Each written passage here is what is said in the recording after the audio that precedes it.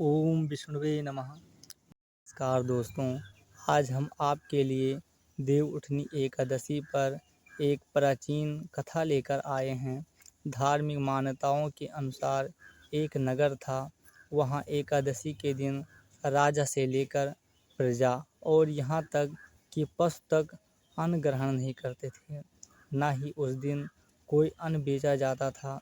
एक बार की बात है, भगवान श्री हरि ने उस राजा के राज की परीक्षा लेने के लिए एक सुंदरी का रूप धारण किया और वो सड़क किनारे बैठ गए।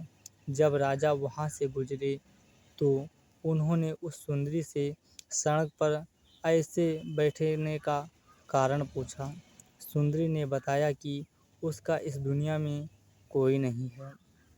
राजा उसके रूप को देखकर पूरी तरह मोहित हो गए और उसे रानी बनकर महल चलने के लिए कहा। सुंदरी ने राजा की बात को स्वीकार कर ली, लेकिन साथ में उसने एक शर्त भी रखी कि राजा को अपने पूरे राज का अधिकार उसे सौंपना होगा और वह जो बोलेगी खाने में, जो बनाएगी वही खाना होगा। राजा ने बड़े ही आसानी से उसकी शर्त मान ली।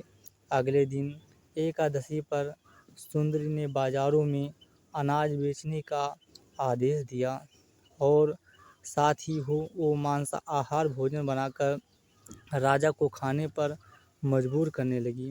राजा ने इस चीज़ का विरोध करते हुए कहा कि आज एकादशी है, मैं इस दिन व्रत रखता हूँ और सिर्फ फलाहार ही ग्रहण करता हूँ। इस पर रानी ने राजा को अपनी शर्त याद दिलाई और कहा कि अगर वह आज के दिन मांस मंदिरा का सेवन नहीं करेंगे तो वह बड़े राजकुमार का सिर काट देगी।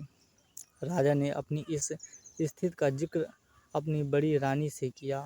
तब बड़ी रानी ने राजा से अपने धर्म का पालन करने के लिए बात कही और वो अपने बेटे की कुर्बानी के लिए तैयार हो गई। राजकुमार ने भी अपने पिता को धर्म निभाने के लिए कहा और खुशी खुशी अपने सिर की बल देने के लिए वो भी राजी हो गए।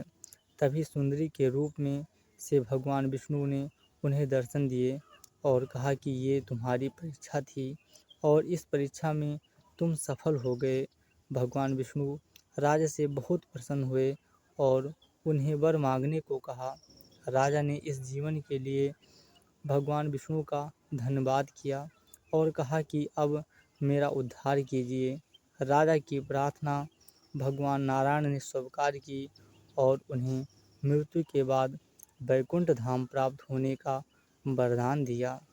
कहते हैं तब से इस एकादशी का महत्व बढ़ गया है।